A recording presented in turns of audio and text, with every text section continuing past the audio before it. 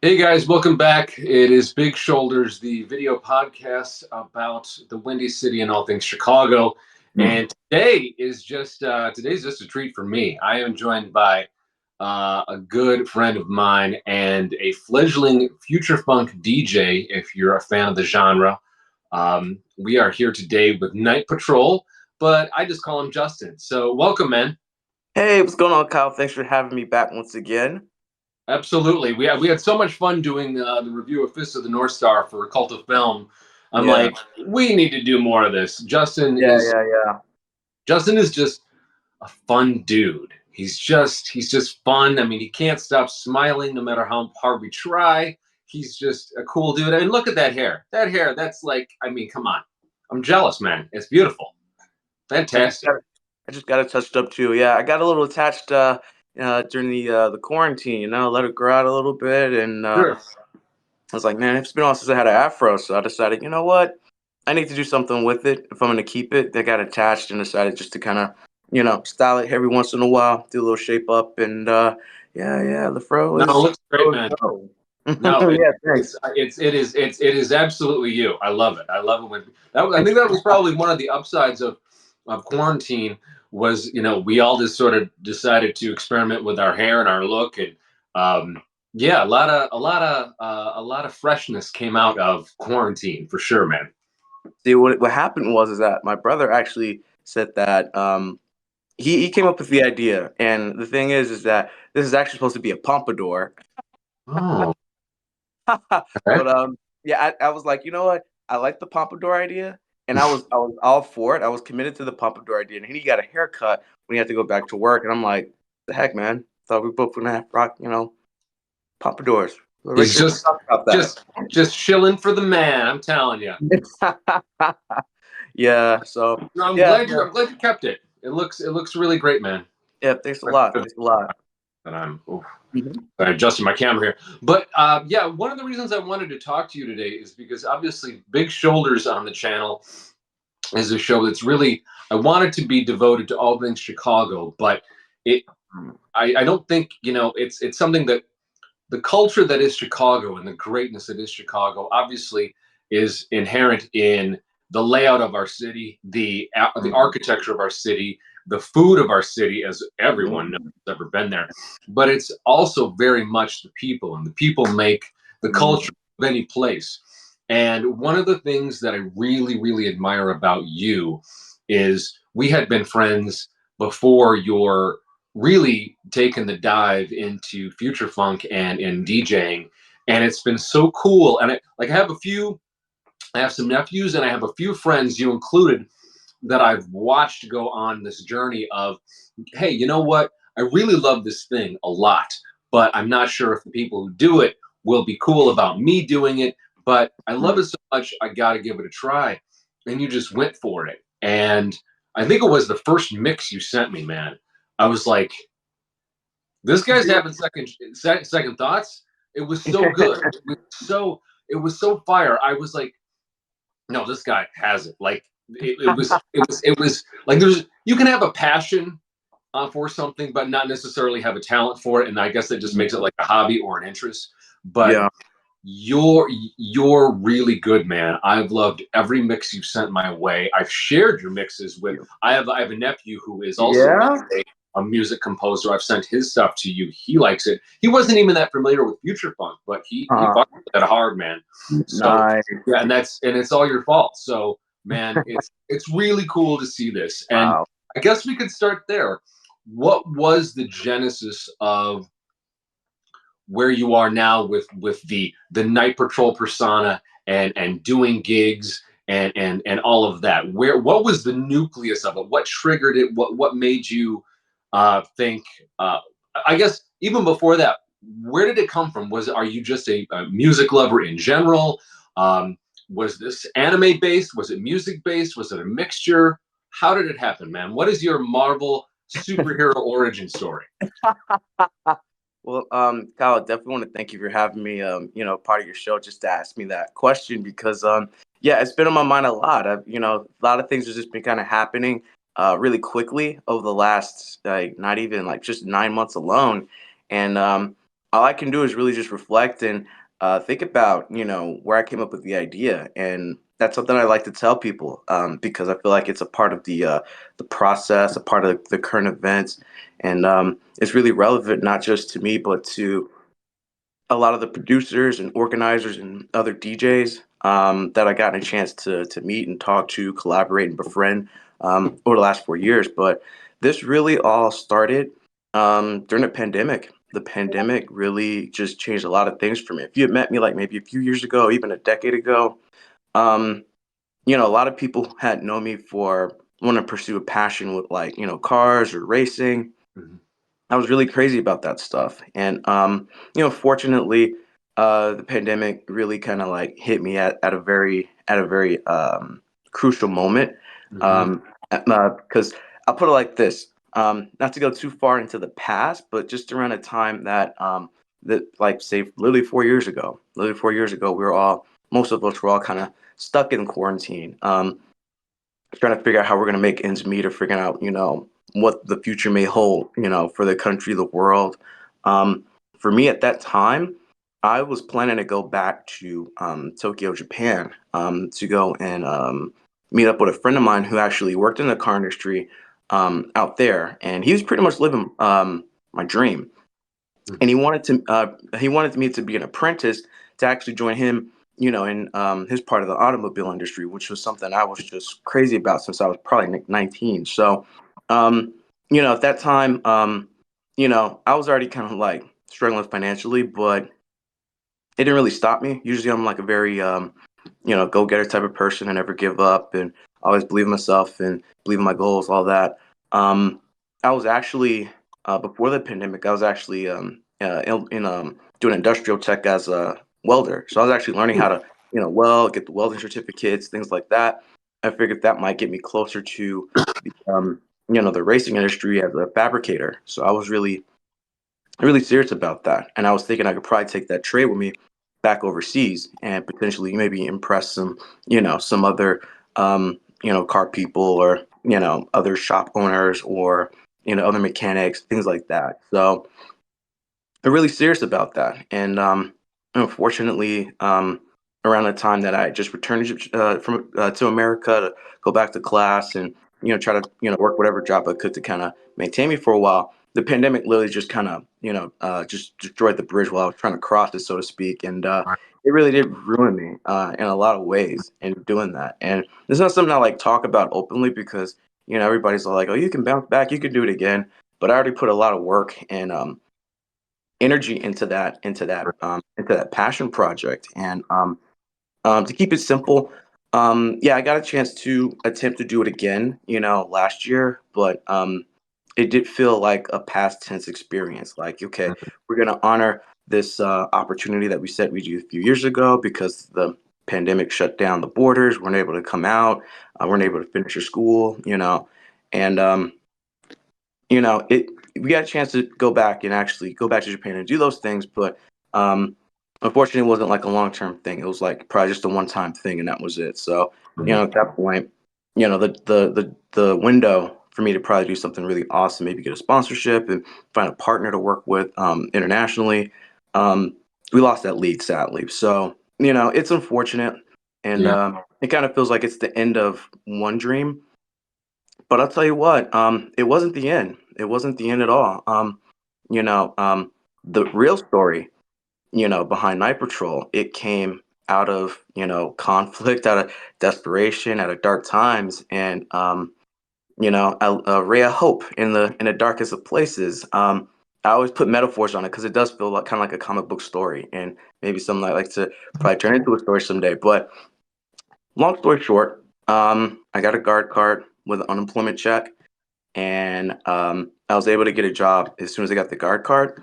And I was able to get out of the quarantine, a bit earlier than most other people because security work was considered like emergency services, so it was essential work. So I was able to get out, and I got in with a patrol company out by Fillmore, and Fillmore, it's pretty, California. huh? Fillmore, California. Yeah, yeah, like pretty, north, northish around like Foothill, over there. So that company took pretty good care of me for quite some time, and it wasn't an easy job.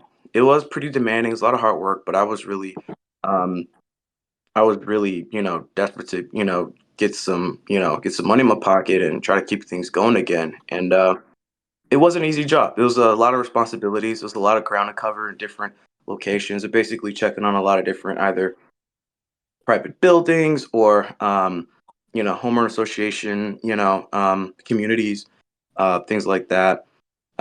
In just a lot of different parts of like, northern LA from probably between, either Silmar and Santa Clarita to like the Valley and Burbank, things Okay. like that. But there's a lot of properties in between. And there's a lot of different, things that had to be done, a lot of reports that need to be written, a lot of footwork that needed to be done. Um, at that time, there were a lot of people breaking into places, so we had to deal with Right. that. And I was doing it really late at night by myself, so Hey. that was pretty tough. It was pretty tough. Yeah. It honestly was a really kind of tough time. I didn't know what was going to happen, and I just had to stay in the moment for a long time. But I had to, there was a sense of like, melancholy to the situation. It's like, oh yeah, even though I'm, got a job and I'm working again, there's nobody out here. There's nobody outdoors. I'm out here alone by myself in the dark, just driving around scanning barcodes and, you know, um, shooting away transients. So, it felt, it did feel a bit, unsettling, going to places I feel like I was, sometimes it's like Resident Evil or places like Silent Hill or Right. like I Am Legend. And around that time, yeah, I was listening to music. I'm always listening to music for the longest time. But I don't know, something just kind of hit me one night, and I can tell you exactly what it was. Usually, I'm always trying to be an idea person, trying to come up with an idea to probably, advance, level of standing or try to like advance my plane of existence somehow. And yeah, I was listening to Future Funk already, and that's the connection. The Future Funk, I was already listening to it since 2017, and I Okay. was a really big fan of it, and I really enjoyed it. But I don't know, one night I was watching a video by one of the producers from the community in Australia. That's Daydream Deluxe, and it's my buddy Caleb Agent Hyde. Deluxe. Daydream Deluxe, yeah. And he made this really cool video essay about the history of future funk and where it came from. Now, I already knew that future funk was kind of an offspring or kind of like a younger sibling of vaporwave because a lot of the producers took that experimental kind of postmodern, you know, um, electric sound and basically kind of made it up tempo and made it more Right. housey, more disco-y, more fun to listen to, things like that. But I think the one big takeaway from that video was that according to Daydream, the original Future Funk song was made by an artist from France named The Phantom's Revenge. And I didn't know The Phantom's Revenge. I'm still learning a lot of things as we speak about, the history and the lore of like future funk and vaporwave. But that particular song, according to him, was he regarded as as the song that um, inspired a lot of the vaporwave producers to make more party tracks out of vaporwave, and it eventually kind of created, future funk. But the song that he played in the video was called "Absolute Ego Ride," and you know, I don't know, there's something about that song when I heard it. It just I don't know, some just it just lit a fire in my brain, and it was a very if you heard the song, you'll know this is a very high energy, Hmm. aggressive Yep. French disco track.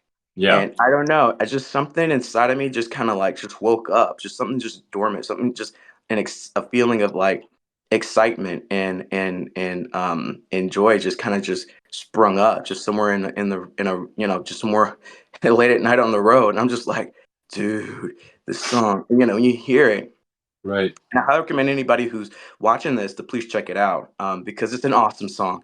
It's an awesome song. But And I like it. what's the artist in the song again? The name of the artist, it's The Phantom's Revenge, Okay. and he's got a lot of great tracks. He's a very talented producer and DJ. And Immensely. what is this specific track that started this all off? According to, like I said, according to Daydream, it's called Absolute Ego Riot. Oh, I So love that. And yeah, I know. you told me about that the other day, and I started listening to them, and they're Oh my amazing. god, dude! They're I really mean, fun. like I felt like that song in that moment in time, it was like I don't know, it just blew me away. And Right. I love songs. I've always been attracted to music that kind of either like blows me away on a creative level or on a level of like its passion or energy. Hmm. And that song just had so much passion behind it. The way that the vocals were chopped, the way that the sampling was done to make it sound just like this, just high energy song. It's not like something out of like out of an action movie. And I Right. don't know, just something in my head just was like, is there another song that exists that sounds exactly that, maybe not exactly, but is there another song that can match the energy and passion behind this track? Because this track is, I hadn't heard a track like that in a really long time. And Right. I was it just kind of began the hunt. I started hunting down songs that I've been listening to over the years that I thought could probably match it up in some type of energy, some type of energy level. And I think that really kind of set off that idea in my mind about, what if I could DJ?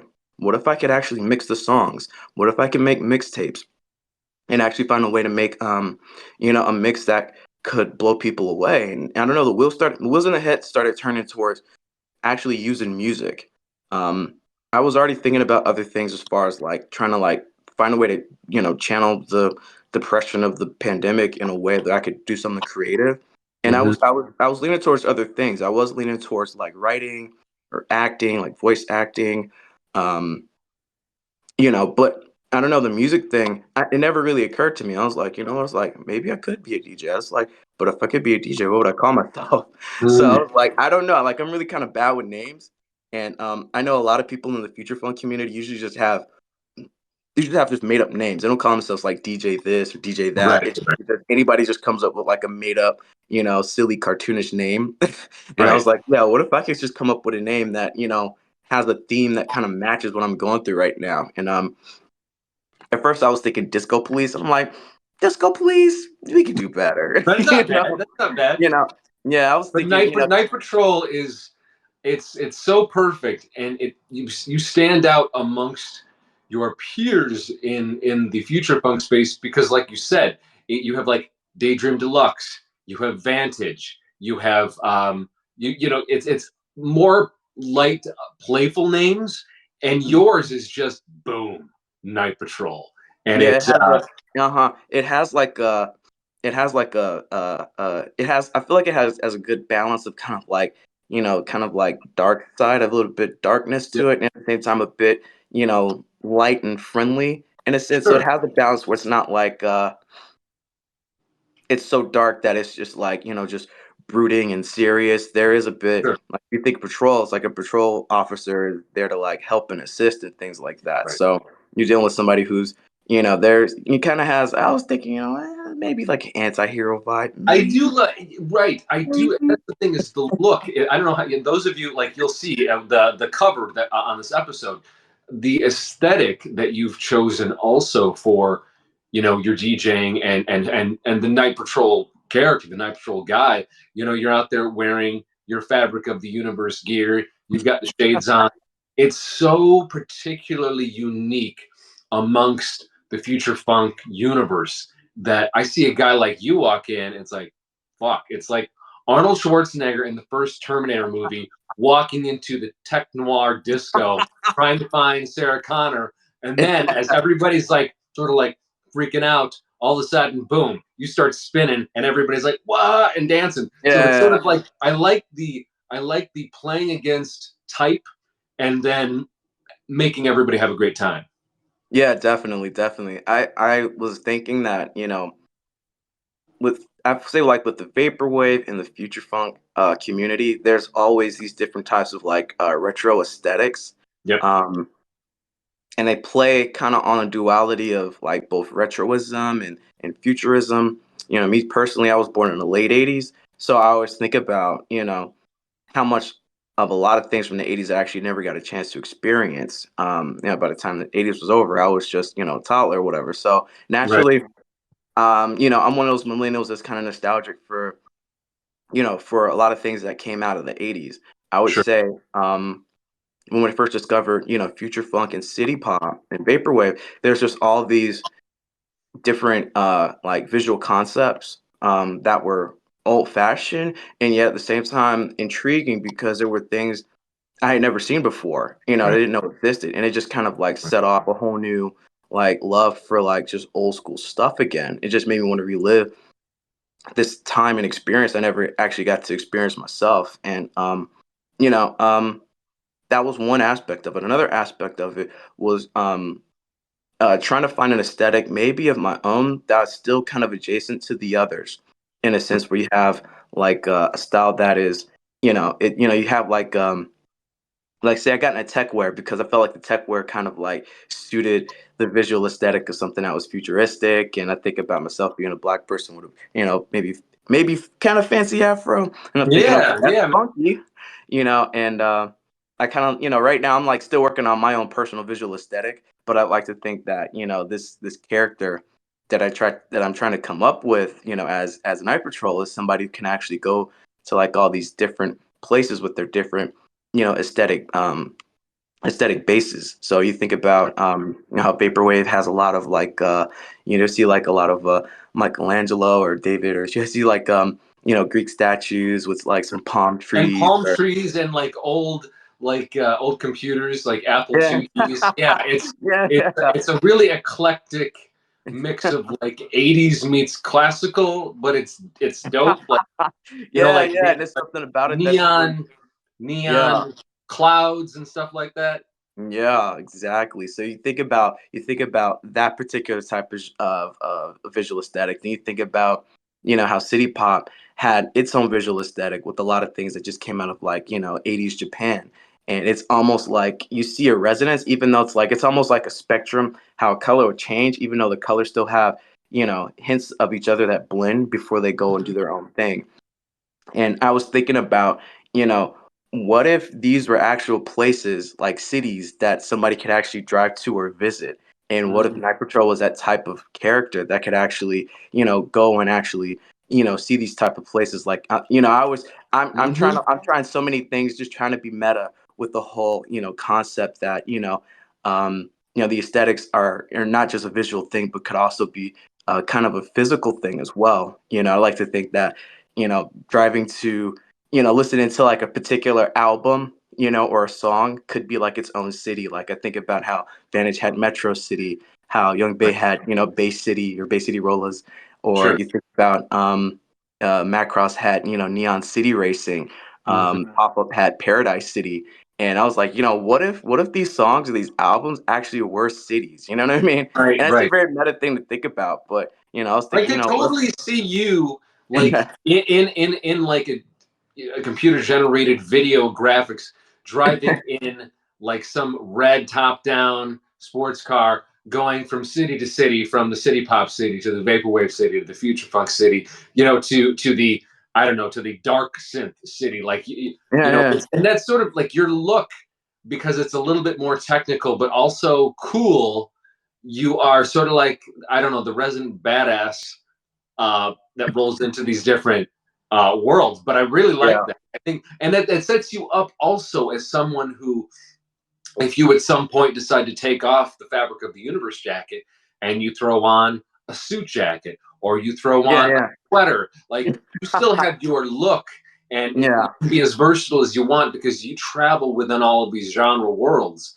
And that's really fun because you're not locked in to anything. Yeah, that's another thing I was thinking about as well too. Like I still have a lot of ideas that I'm still trying to like even after all this time, I'm trying to find something to just kind of like nail as far as like a base concept or theme for Night Patrol and how it can not only fit in, with everybody else's, visual concepts for, these different genres, but to also find a way to also stand out as well too. So, I think right now I think about, how I do things as a DJ and Hmm. I basically attach the visual aesthetic to an audio experience where I try to like basically make it feel like people are actually kind of traveling with me when I'm driving when I'm just going from one song to the next and Hmm. have like a flow that kind of fits kind of a visual that could fit some type of visualization about me, like maybe traveling around from one place to another, or experiencing things, or meeting different people, things like that. At first, I was thinking, it could be, honestly, when I first came up with it, I was like, like, yeah, I was like, okay, my original inspiration, yeah, was like Resident Evil, but Oh, I was thinking, we want to probably do maybe something a little bit lighter, a little bit, fun and sure. friendlier. So, I've kind of narrowed it down. I've kind of imagined like this character is kind of like, maybe you could say it could be like a type of time travel. Maybe you could say that it's also a type of. I wouldn't want to, put this character in a position where he's just like, just like just too rugged and just too unapproachable. It definitely has Right. like a dynamic as somebody with a very tough exterior, but at the same time still has can have a very friendly demeanor. He's helpful, Sure. and at the same time, right now I'm open to anybody's suggestions on it because I think it could be multifaceted. It doesn't have to just be one concept. I'm open to using Night Patrol for different platforms. Right now, I think about Night Patrol as a musical experience and how I just use one character, and at some point, okay. So another thing I wanted to mention, during the pandemic, while I was coming up with the idea for Night Patrol, I was actually listening to a lot of I actually started listening to a lot of Gorillas again. And Okay. one of my biggest inspirations behind Gorillas is the fact that the Gorillas like characters, the band as characters actually do have their own lore, that goes with Mhm. like the albums or the songs, and they also have a lot of collaborations too with a lot of different artists. And I feel like it really helps. The Gorillas band really loan themselves. They loan their character and identity to multiple people, and it's helped build like years of like lore, for their art style, their characters, their own story, and all their songs. And Right. that's something I'd like to do as well too. Once I get into like music production, because that's a goal of mine for this year is to get into music production. Try to narrow down an actual theme or direction for the album. Like, yeah, I want to. I've been looking at some songs I'd like to edit for like party tracks, but also like to try to do something original that really just really hits home for me directly Sure. and gives people a window into my thoughts and feelings about this character or world that I'm trying to create for my own as well. So yeah, I got some crazy ideas. That's why it took so long for me to This, figure it out. But this is what I love about you, man. Though is you're not locked into anything. Sky's the limit. yeah, Artistically, creatively, you're not bound to anything. But I think you're doing it right. I mean, just as an outsider, as someone who's watching this whole beautiful sort of caterpillar become a butterfly process you've been going yeah, through, is it's right now it's about the music, and everything you've sent me has been so solid that I yeah, think that makes sense. It's like, okay, right now it's music. You want to produce, you want to mix, just I think mhm, following the process and following just the creative process and urges where they take you is really yeah, yeah. the way to do it. And if that Mhm. means maybe it stays music for the rest of your life. Maybe it becomes music and then it becomes a video game. Maybe it becomes a movie or a short film or whatever it is. There's so much there, because one, you're fucking interesting.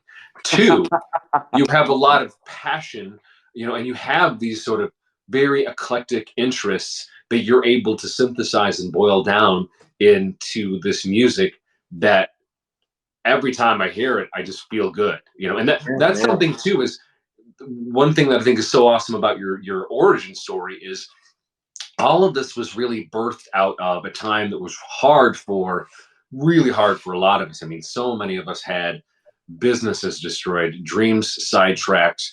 We had to go through a complete evaluation of what we're about, like a real existential crisis. And so Mm, many of us came out the other side with this clarification. It's like, oh shit, life can stop. What am I really about? And mm, yours is one of the coolest stories that I've heard. And honestly, I'm so invested in how wherever this goes for you. I think it's so fun, and I'm really rooting for you.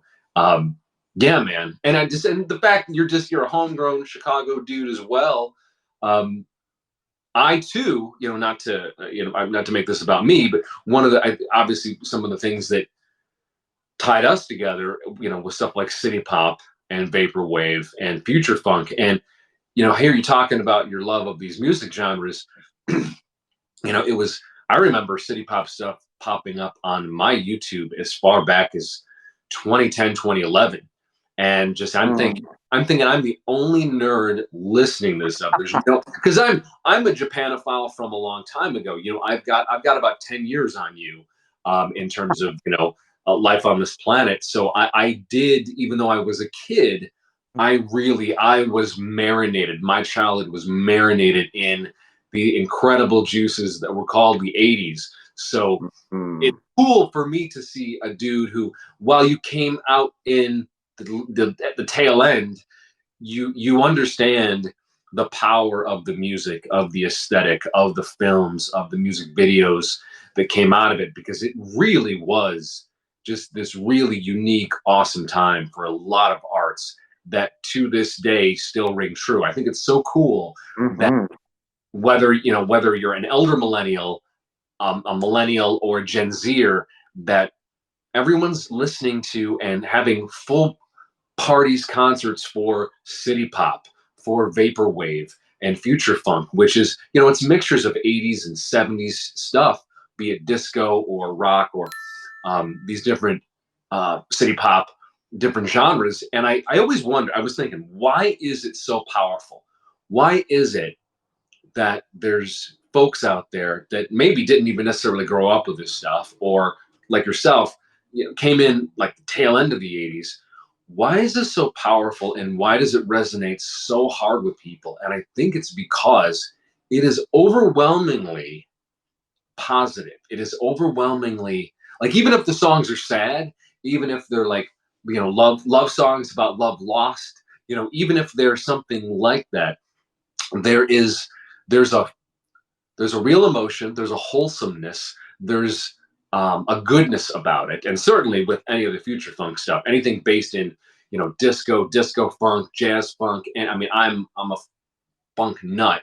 uh, I raised on Earth, Wind, and Fire, man. So I mean, it's Chicago's very own Earth, Wind, and Fire. Yeah, It's in yeah. our blood in Chicago. Mm-hmm. In Yep. funk and house music, we're kind of raised to have a good time in Chicago, Yeah. and those are also genre of music that still hit us hard and are being kept alive by these generations, just like city pop. And I think it has to do with that through line of optimism and hope and goodness and light.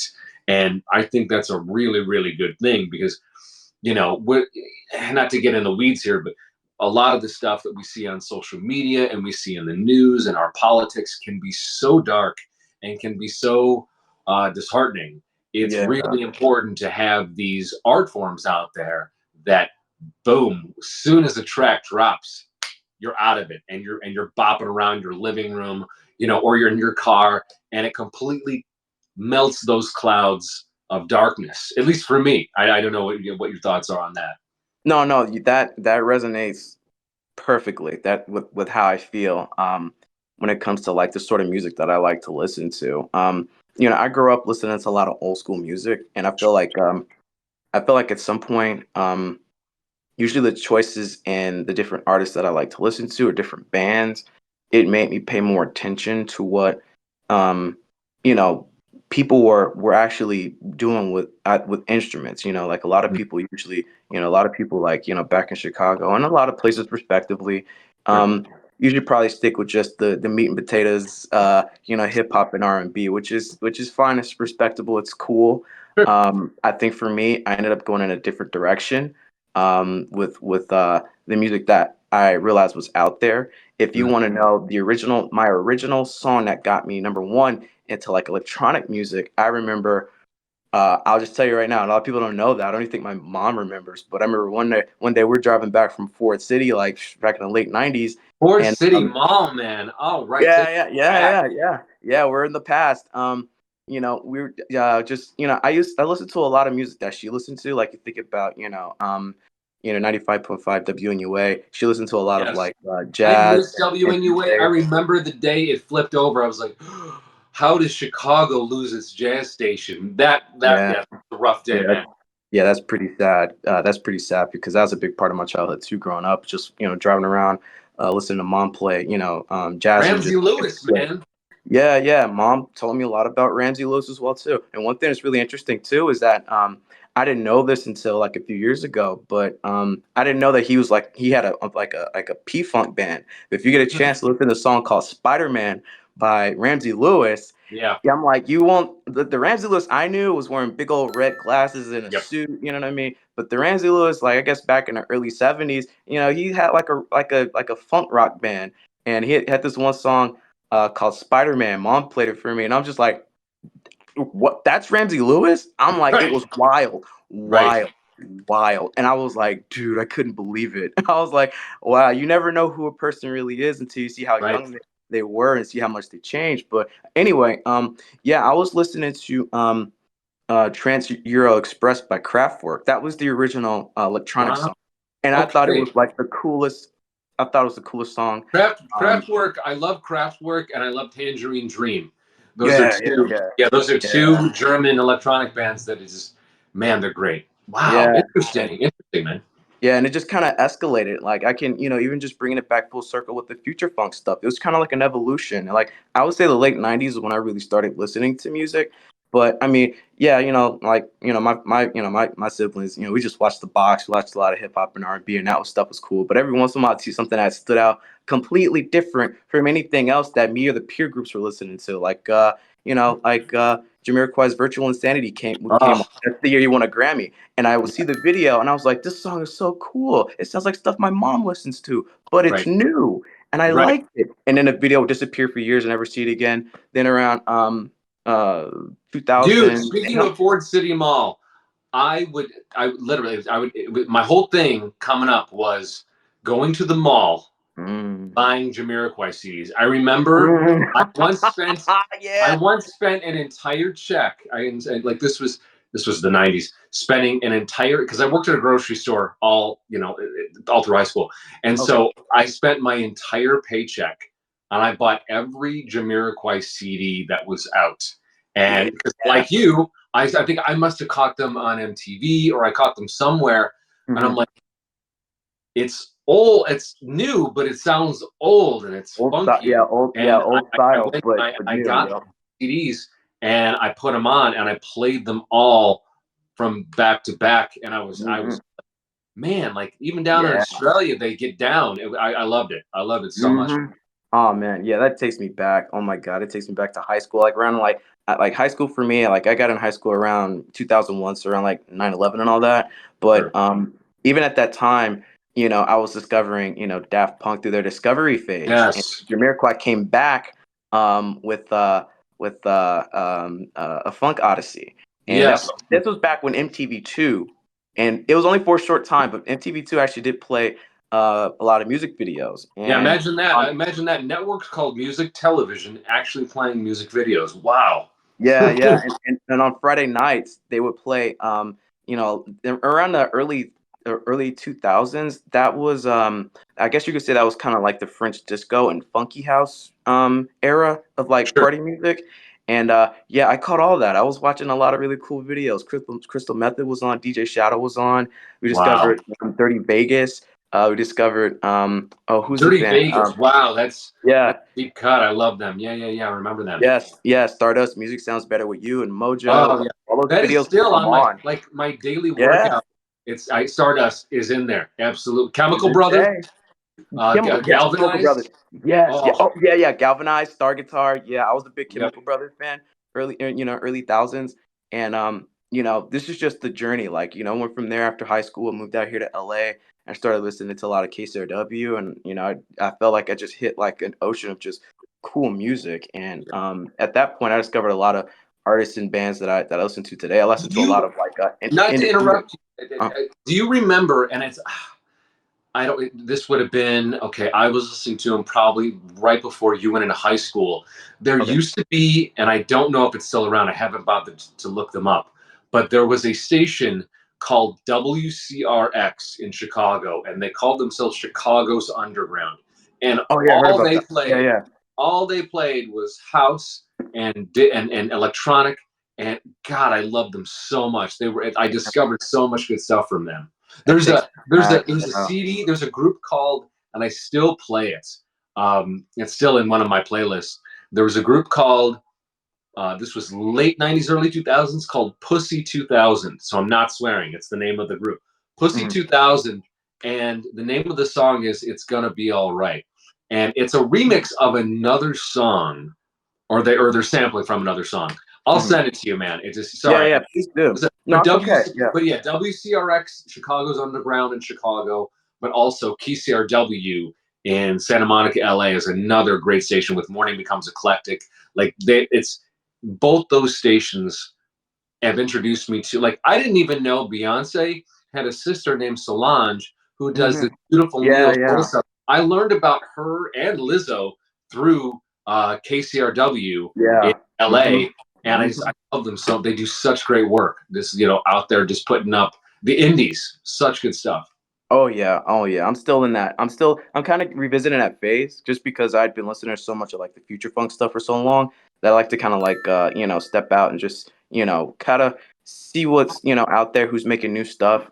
But yeah, I was a big fan of a lot of just different bands, a lot of bands and artists now that are like kind of like they're not mainstream, but they Right. definitely are like the top of the indie spectrum. Think about it. I got here, I was listening to like Little Dragon, Empire of the Sun, Passion Pit, Roosevelt, Friendly Fire. Roosevelt. Oh yeah, Roosevelt's great. Yeah, Yeah. Roosevelt. Yeah, Roosevelt, man, they're really good. So Roosevelt, Neon Indian, and just the list kind of goes up and up. And it's crazy how that goes because I would say like living here in LA when I first got here, I was listening to like just a swirl of different genres of music. It was like a melting pot. But ironically, a lot of people didn't really know that that's going on. Even to this day, a lot of people who live in LA, they're not aware of KCRW, and that really tricked me out because it's one of my favorite aspects of living out here is having access to that radio station. Like you never know what you're gonna hear when you're on there. Right. You're gonna Every hear day, something. and it's no, you're absolutely right. It's one of those things about independent radio stations, and Mm, mm, specifically those mm. that cater to non-commercial music, Yeah. is it shows like Morning Becomes Eclectic, or like the stuff that they do on the weekends. Is it reminds me of the days of going to Comic Cons in Chicago Mm, before everything was streaming, before even mm, YouTube was a thing. And mm. I just bring like 120 bucks with me, go out to Rosemont Horizon or the Rosemont Convention Center, whatever it was Mhm. called. Yeah. And it was the thrill of the hunt. I didn't know what I was going to find. And then I come home with a stack of 12 VHS tapes of bootleg Miyazaki movies in like 2000. Like, Yeah. and, That's and the, dope. no, oh, dude. I mean, I have them probably still somewhere, and um, and that's the discovery of music through the indie stations gives me that same feel of, man, I don't know what I'm gonna discover, today, but I know I'm gonna hear something that's gonna blow my socks off, that I'm gonna go down a rabbit hole. Like Every moon time. boots, moon boots, moon Oh boots. yeah, I'm not Moon sure Boots, what yeah. their genre would be, but I learned about moon boots from KCRW, and I downloaded all their stuff, and their Yeah. different collaborations with different artists. And it's like, had it not been for that radio station, that independent radio station, I'd never know, and my life would be so much less because of it. Bruh, seriously, man, all the great music out there, and people just want their hip hop and R&B. And What? again, I'm not gonna hate on hip hop and R&B. Like, I love it, but I But mean, like, there's even so my hip hop and R&B, I'm listening to more indie folks. Like my yeah. favorite rappers right now, I mean Anthony Danza, who's not Mhm, exactly a household name. He's indie. mhm. Rich Brian probably is more well known maybe than he is, but he's still not. He's not like Jay-Z or Drake. There's a lot of these folks out there that it's just, again, nothing against commercial or top 40 radio, but it doesn't hit me like these other folks do. These indie Yeah. folks that are just, they're killing it. They're just doing such Mm, great work, and it's like, yeah, yeah. that's where my attention, that's where my money, that's where my streams are going to go. Is to the Mm, music that feeds my soul, and yeah, yours is included. So there's that. yeah, exactly, exactly. So, I mean, think about all that stuff. Yeah, it's crazy how like throughout the rotation, I like listening to KCRW. The algorithm eventually sent me. It eventually see what happened was, and it just to keep it really quick. Yeah, I discovered vaporwave, city pop, and future funk literally in the same night. And the algorithm just sent me one song. I can tell you before I was listening to any of those genres, I was just chilling on another security job that I had, and I was just listening to this one artist I really like, is an electronic artist, Chris Malinchak. If you ever get a chance to check him out, I'll send you one of his tracks. I think he's a phenomenal Please, yeah, no, producer. please send me anything and everything you think I should hear, man. Yeah, Chris Malinchak is phenomenal. He's definitely one of my inspirations if I get into like real music production. But honestly, under that was in what's the name of the song? It was a Saint Pepsi track, and um Oh, Saint Pepsi. Oh no, Saint Pepsi is. Oh, I love Saint Pepsi. Yeah, yeah, and it just sent it to me, and I didn't know what it was, but I just hit it, I just hit the album, and I think it was Hit Vibes, the Hit Vibes album, and I was listening through it, and at first, I'm open minded, so I don't like say no to like anything like that sounds abstract or experimental sure. initially, but on the album he had a song on there. I'm trying to remember the name of the title. I should know the name of the title because it's important to the next part of the story. But I listened to the song. It was catchy. It was funky. Had a disco vibe, and then it had Japanese vocals on it, and I was like, "Whoa, that's cool! What?" Right, right, You right. know. And then I was looking up. I was trying to look up the sample for the song, and it turned out to be Tetsuya Yamashita, and it was "Love Talking." So Ooh, yeah, my apologies to anybody who's watching this and knows me as a DJ. I should know the Saint Pepsi song. I forgot. It's not off the top of my head. My brain don't compute that well. But anyway, yeah, it was "Love Talking," and I heard that song, and I was just so blown away. I was so blown away by Tatsu. I was blown away. I was like, it was like Love Talking it's a love ballad, it's like a doo-wop song or whatever. But I was just so blown away by the production, by the music, the rhythm. I was blown away by Tatsu singing. He put like so much passion and soul in that song. And I was just like, this is so soulful. I'm like, now in the back of my head, I don't know that it's city pop. This is my first time like officially listening to it. And I'm just like, right. man, there had to be some brothers helping him out with that. There's no way he did that by himself. This guy's too good. There's got to be some brothers in the band helping him with that doo-wop song. But um, through that, here's another cool thing. The next part's gonna be interesting because I discovered city pop through Van Pelgam's mixtapes on YouTube. So when they were still up, Love I Van. went He's straight from such a I went talented dude, such a great guy. I was so glad that you connected with him. Oh my god, I can't believe y'all are buddies. That part. Oh god. Anyway. Yeah, no. Van's mixtapes had a very big impact on me discovering city pop, and I was listening to a lot of his mixtapes that night, and then I got to Junko Yagami's Junko Yagami's Bay City, and underneath that was Young Bay's Bay City Rollers, Right. and that's how I found future funk, and I was so blown away by the song. I was blown away by the aesthetic, by just like the aesthetic cuts they did for all these different 80s Japanese commercials, and I was just like, it was like, I was That like, is a huge part of whoa. my enjoyment of city pop, my enjoyment of vaporwave, and my enjoyment of future funk. But particularly, it seems like I guess maybe I don't know if it's maybe more city pop and more vaporwave. The use of these commercials from the late 70s, 80s, and That's early 90s Japan. very That cool. aesthetic, that crisp, bright look that's that's obviously Japanese. It is it I'll just sit there like when I just need to completely disconnect. I'll get a playlist going on YouTube and just hit play all, and it's just you feel so good. It's like a warm hug but in music. It's Yeah, amazing.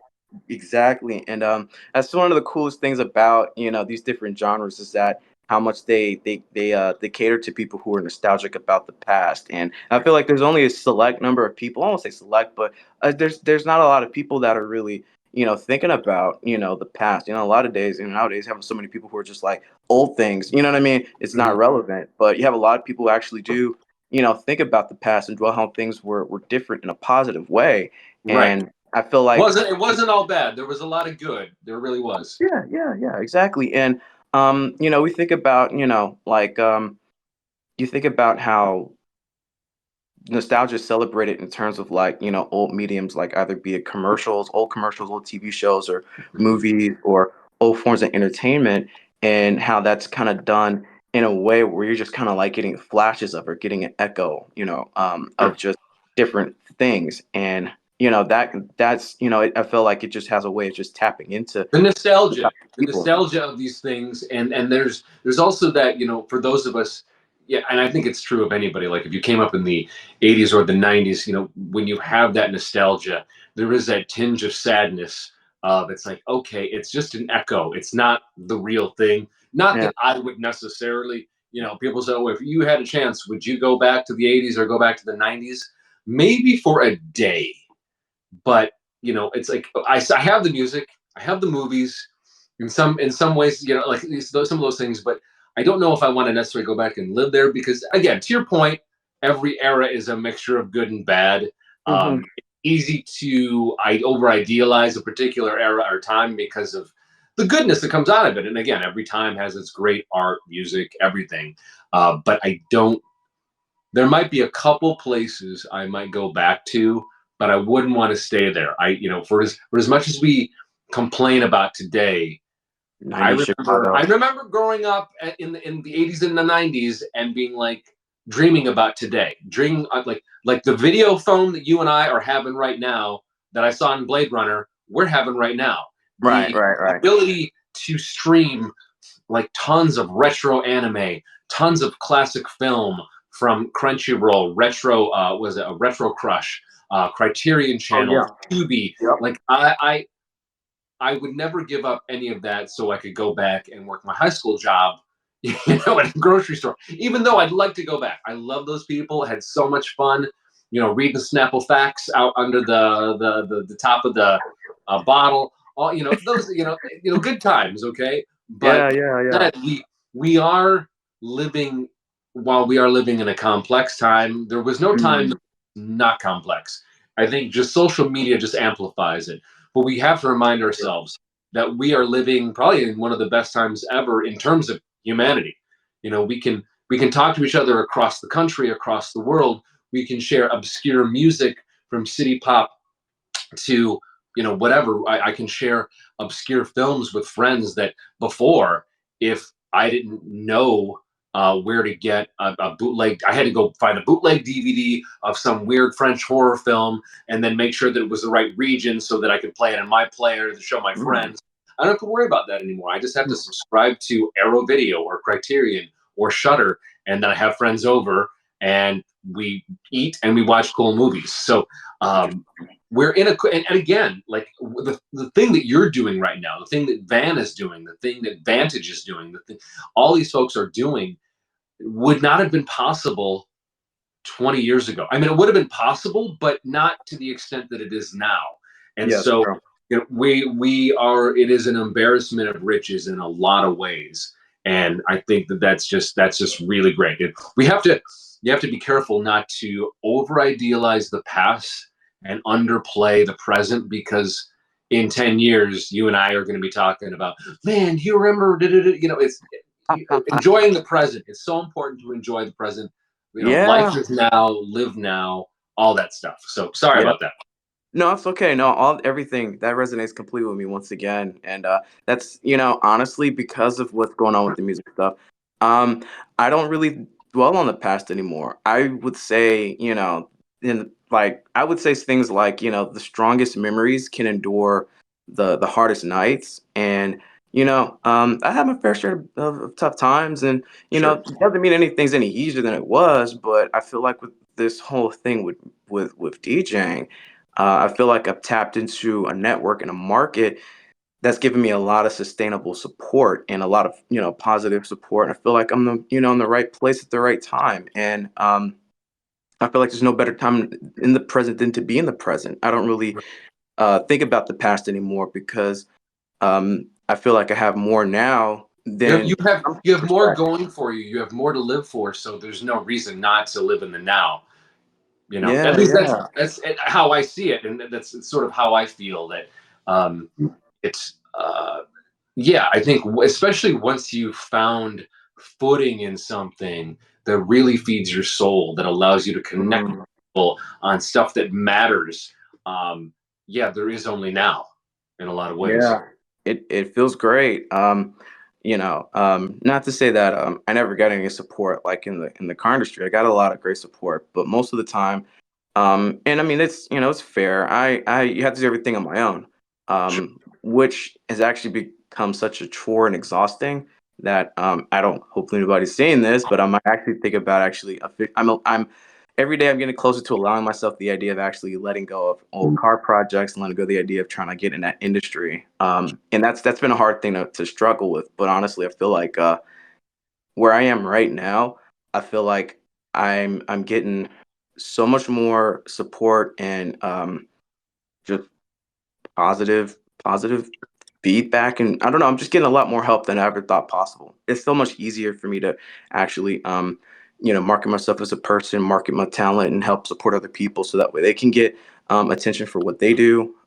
Really all I do outside of just mixing a couple songs together is I have it gives me I have a platform through social media to help support other artists that are also struggling to make the music that we enjoy making too. So that's one of my missions right now is to try to help the community grow, help facilitate more opportunities for other DJs and artists to have opportunities to shine for their talent. And the scene is all over the place. It's in different countries, different cities, across the U.S. alone, but um, also everywhere else, Mexico, Right. Central and South America. A lot of really popular producers are creating a lot of music, and now they're releasing their own cassettes and vinyl.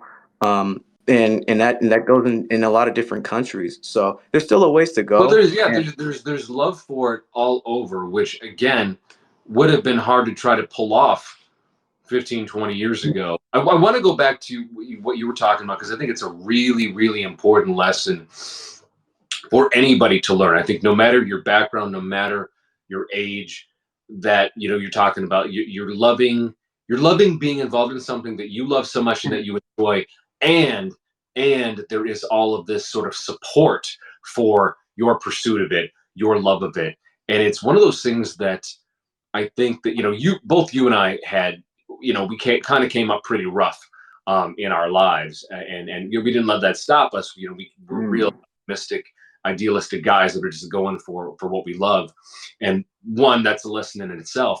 But it's also there's nothing more powerful, and I've learned this in recent years than hold tight to your passions, your hobbies, no matter how weird they are, no matter how non-mainstream they are, because that love that you have for that thing, if you keep nurturing that flame, it becomes a fire, and you will attract. You build this gravity well around this thing that you love. Like for me, it's writing scripts and film and several things.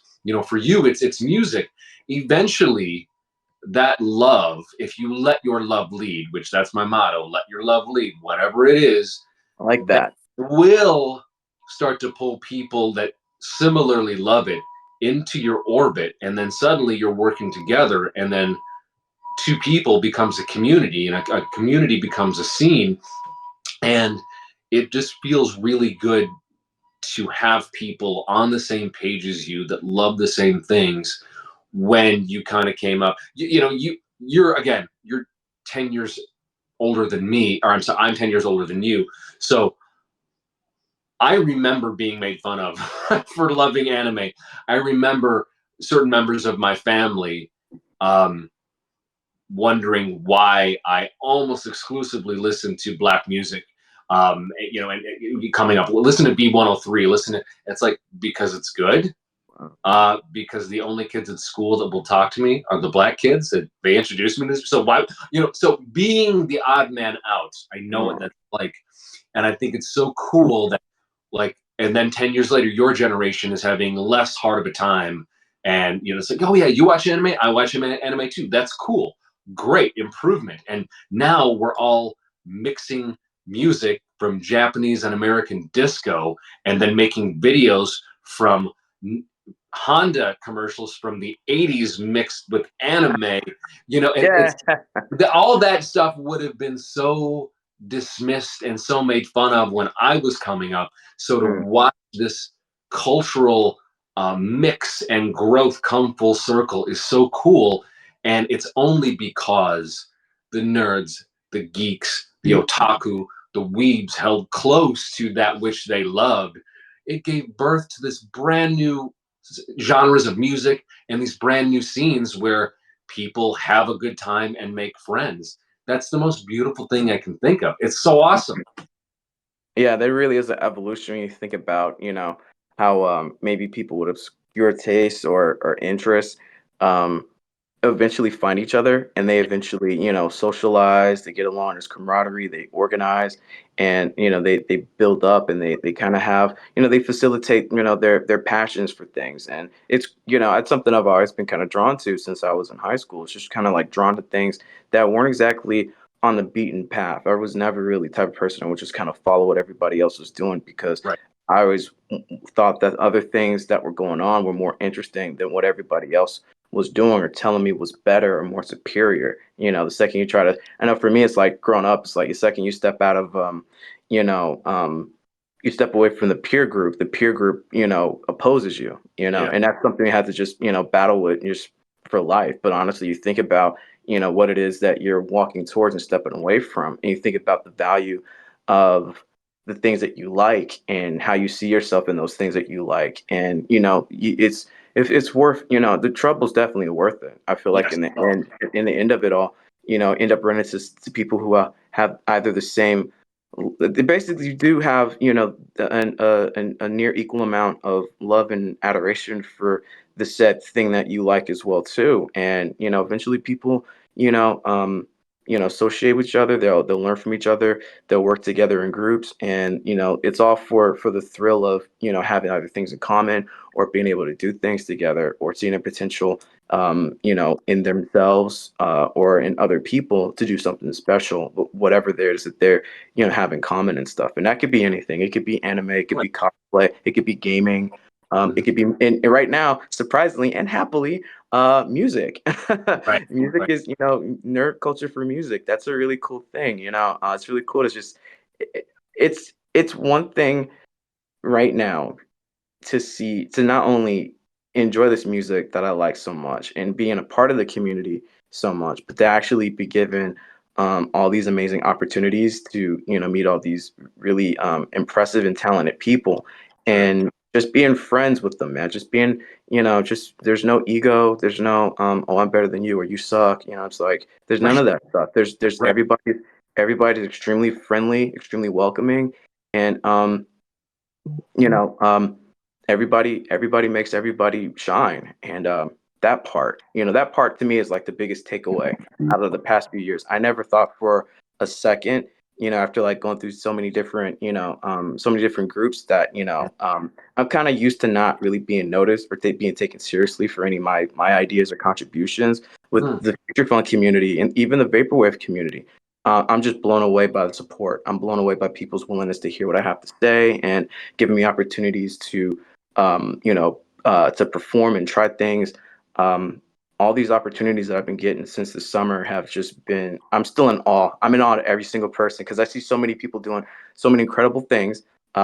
Mainly right now, the producers are great. But I think honestly, the people who organize the events, so that way they can get people to come out and experience the stuff. I think they have a really big job on their hands to really push the music and cater and find an audience and build it. They got a really big job. I feel like as a DJ, it's great that there's a balance between trying to like you know um, there's a balance between supporting the producers that make great music, and also um supporting the people that love the music as much as we do, if not more.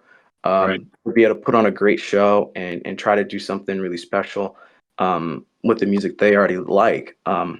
So I mean, I'm kind of going in circles, but I No, mean, no, no, no. Well, I'm this is the thing is it's all love. It's all the passion. It is again letting your love yeah, lead. And I remember, when we had messaged or chatted a bit, and you had concerns about trying to enter this field, and it's just like, well, I mean, one, you don't know until you try, and it's again, it's such a unique subculture. Not to say that subcultures can't have their gatekeepers and people can't be dicks, but it just doesn't strike. There's no posturing in disco. There's no posturing in city pop. It's such a just the genre itself is it's embedded with light. And Mhm. I was so glad to see it. I'm like, God, I hope I'm right. And then you went in, and that's exactly what happened. And so I'm I really love watching happy endings. I love watching this journey and this evolution that you're on, and it being so benevolent and so optimistic and so supportive, because there's really no reason for it not to be. I mean, it's fun music and it's about people who want to have a good time. There's no room for haters. There's no room for any sort of nonsense. So I'm really glad to see this for you, man. And you're at the beginning of the beginning, and you've come a very long way. To I guess to kind of end on that, where can people see and listen to your stuff? Like, what? Let's give them your information, man. Where can people support and listen? Oh yeah, yeah, of course, of course. Right now the main place, I do a lot of my a lot of the mixtapes that I post they're on they're mainly on sorry, I'm brain for SoundCloud. They're on SoundCloud. SoundCloud. So yeah, I've been using SoundCloud, probably since like late 2020 to like officially post those mixtape stuff. So you'll even catch some of the old demos I got. But yeah, And are most you are you are you Night Patrol or Night Patrol 87? What are you on SoundCloud for people that they can it's find? it's officially it's just Night Patrol. I put Night And Patrol that's 87 because Night Patrol is on Instagram. NITE. So Yeah, people yeah. don't know, it's Yeah. NITEPATROL, Right, right? right, Okay. right. On Instagram, it's Night Patrol 87 because I couldn't just put so much. Night Patrol is technically already taken on Instagram, so it's like, Okay. yeah, okay. So yeah, I'm on Night Patrol 87 on Instagram, on Twitter X, and also on Discord. Okay. So trying to expand those. Recently did a brief little update on my Instagram. Instagram is honestly the best place to like reach out to me. I do have a Facebook, but I think I'm gonna make a new Facebook account for just specifically for Night Patrol, so that way I can not only just post future funk music and vaporwave and city pop, but also a lot of other music that I like to listen to that I'm a big fan of. So I'm gonna be working on that as well. That's kind of like my next like short term goal, and Okay. try to find a way to eventually I like to try to find a way to see if I can, create a Twitch stream as well too. So we can find a way to, put it together, have a place where I can, play music more frequently for people that are interested. And, Sure. you know, um, the idea is just, marketing, promotion, and get to talk to people, get to play tracks, get to tell people what's going on. So that's something, those are some goals that I have right now. That's great, man. A couple other bigger goals, and I'll say this because this is kind of like as we speak. Um, my buddy, 96 FM is also a very talented, very passionate future funk DJ. He's actually working on an event right now for April, so we're gonna be working on an event for him to have a big party. And Do we know where that event will be held yet? well, that's what we're working on right now. We're working on finding a venue. So we're actually going to be working on that this week, and got to be got a lot of calls, emails to make so we can find a place that's suitable for everybody to come and check it out. So that's current affairs right now, so to speak. Okay. But yeah, there's definitely going to be more shows coming up. Definitely in April. There might be another might be doing an event for a video game party, and Ooh, not just like gamers, but an actual game studio. So wow. gonna work on that a little bit more, and there's a possibility um I might be going out of town again. I don't know. I might be going Okay. out of town. Who knows? I might be going overseas again. I really Oh, would all like to right. go back All right. to I really would All like to right. go. I really would like to go to either New York or London or Melbourne or also even Tokyo. So Careful. They pronounce it Melbourne Melbourne, as if it's spelled Melbin. Melbourne, Melbourne. yeah, Melbourne. Yes. Thank Yeah. you, thank you. Yeah, that's If you do go to Melbourne, man, are you a coffee drinker at all, man? yeah, I like coffee. Okay, there apparently the coffee scene in Melbourne is one of the best in the world. So make sure you Yeah, try you're there, man. But Yeah. that's great. I love that you have all the scope of what you want to do. I love hearing about these things that you're doing, and it's I mean, for me, the minute I heard your mixes and your tracks, I'm like, oh shit, this is a done deal. This guy's gonna do it, and that's exactly what's happening. So, man, this has really been fun. I'm glad you came on. You're one of my favorite people. You are a talented motherfucker, and the world needs to know about you. So again, ladies and gentlemen, Nite Patrol, and that's NITEPATROL on SoundCloud. Nite Patrol 87 on Instagram, Twitter, X, and Discord. Right? Yes. Awesome. Currently. Right. And a dope ass fro. So I mean, what else? What else? What else do you want, people? What else do you want? Look at this guy. Come on. So thank you, man. Yeah, we will. Please keep us up to date on everything you're doing. We'll support in any way that we can. I'm sure we'll have you back. And yeah, we're definitely going to be doing more anime film reviews for the Cult of Film. So Yeah, yeah, definitely. I can't this is believe I should have mentioned this at some point. I want to bring this back to Chicago. yeah. I really Oh, do. oh yeah, man. No, I no, no. really We do. will. I will do That's probably gonna be everything the most within my mind blowing. power. We Oh my will. god. We will blow up the Shy. You would I, best believe. Oh yeah. I could be a hometown hero. Uh, I could be the hero. can be, dude. As far as I'm concerned, you already are. No doubt. They don't know it yet. They don't know it yet, but they will know soon. They will know. So, all right, y'all. Thank you. Thank you, Justin, aka Night Patrol. Thank you all for watching. Please check this guy out, support his stuff. He's amazing. Unless you don't like having a good time, but if you do, he's your man. And we will catch y'all next time. So thanks again, guys. Bye. Thank you so much, Kyle. Thank you so much. You're always welcome, man.